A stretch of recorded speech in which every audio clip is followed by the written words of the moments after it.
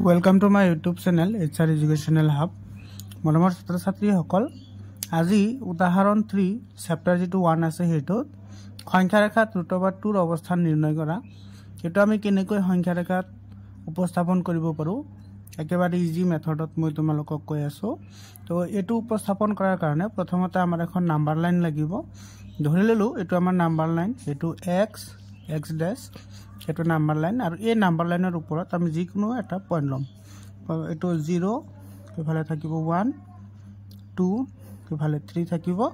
আৰু ইফালে আহিব তোমাৰ -1 ইফালে আহিব -2 আমাৰ এই বিন্দুটো আমি ধৰি ললো a আৰু এই বিন্দুটো ধৰি ললো আমি b এতিয়া আমি এই বিন্দুটোক a বিন্দুটোৰ পৰা এক একক দৈৰ্ঘ্যৰ আমি এনেকৈ এখন ৰেখা অঙ্কন কৰিব লাগিব ৰেখাখণ্ড তো এইখিনিৰ যেটো দৈৰ্ঘ্য হল এটো কিমান হল এক একক হল এতিয়া এই যেটো b বিন্দু আছে মানে যেটো 1 আছে এটোৰ ওপৰত আমি এটা পাৰপেন্ডিকুলাৰ লাইন ড্ৰ কৰিম আৰু সেই পাৰপেন্ডিকুলাৰ লাইনৰ দৈৰ্ঘ্য কি হ'ব লাগিব এক একক হ'ব লাগিব মানে এটোৰ 1 হ'ব এক একক মানে এটো তোমাৰ সেন্টিমিটাৰ হ'ব পাৰে 2 মিটাৰ হ'ব পাৰে মিটাৰ হ'ব পাৰে বা ইঞ্চিও হ'ব পাৰে এতিয়া এই ধৰি ললো এই বিন্দুটো আমাৰ কি হয় c বিন্দু হয় এতিয়া আমি কি কৰিম এটো যেটো a বিন্দু আছে a বিন্দুৰ পৰা c বিন্দুটো আমি কানেক্ট কৰি দিম এতিয়া সোৱা এইখিনিও তোমাৰ কি 1 এইখিনিও 1 হল আৰু এটো হৈছে তোমাৰ পাৰপেন্ডিকুলাৰ যেটো BC ৰেখা আছে এটো পাৰপেন্ডিকুলাৰ হয় গতিকে এই কোণটো কিমান ডিগ্ৰী আহিব 90 ডিগ্ৰী আহিব এতিয়া সোৱা এটো এটা কি হৈছে সমকোণী ত্ৰিভুজ হৈছে তো সমকোণী ত্ৰিভুজৰ আমি পাইথাগোৰাছৰ উপপাদ্য এপ্লাই কৰিব পাৰো তো ইয়াতে পাইথাগোৰাছৰ উপপাদ্য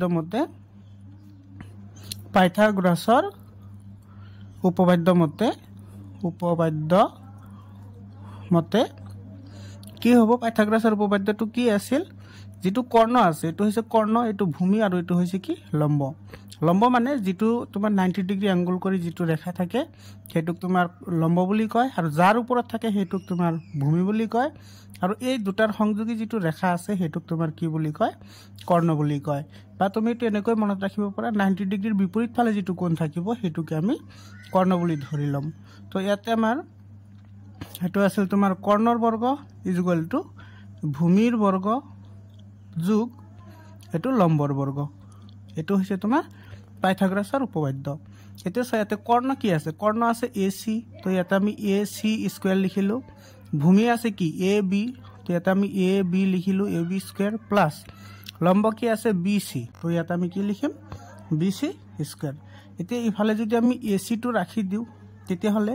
এটো ইফালে গলে √ওভাৰ হৈ যাব আৰু এতে AB ৰ মান কিমান আছে 1 আছে এটো 1 স্কয়াৰ হ'ব আৰু BC ৰ মান কিমান আছে এটো তোমাৰ 1 আছে এটো কি হ'ব 1 স্কয়াৰ হ'ব এতিয়া যদি এটো আমি কৰো √ওভাৰ 1 স্কয়াৰ প্লাস 1 স্কয়াৰ মানে এটো কি হ'ব 2 হ'ব 1 স্কয়াৰ মানে 1 আৰু 1 স্কয়াৰ মানে 1 তো 1 + 1 কিমান হল 2 হল মানে যেটো আমি AC পালো হেতুৰ মান আমি কিমান পালো √2 এতিয়া আমি কি কৰিম O বিন্দু কেন্দ্ৰ কৰি আমি এই OC বা AC সমান ব্যাসাৰ্ধলৈ আমি এটা কি কৰিম বৃত্তচাপ অঙ্কন কৰিম এনেকৈ আমি এটা বৃত্তচাপ অঙ্কন কৰিম আৰু বৃত্তচাপটো তোমালোকে কম্পাসৰ সহায়ত আঁকিব লাগিব সো এটো তোমাৰ ধৰি লোৱা যেটো x ড্যাশ যেটো আমাৰ ৰেখাখণ্ড আছিল হেতুৰ ধৰা D বিন্দুত কটাকটি কৰিছে আমাৰ এই D বিন্দুটোৱে হ'ব কি √2 অৱস্থান আশা কৰিছো তোমালোকে বুজি পাইছা আজিৰ কাৰণে এইখিনি আকৌ লগ পাম বেলেগ এটা ভিডিঅ'লৈ ধন্যবাদ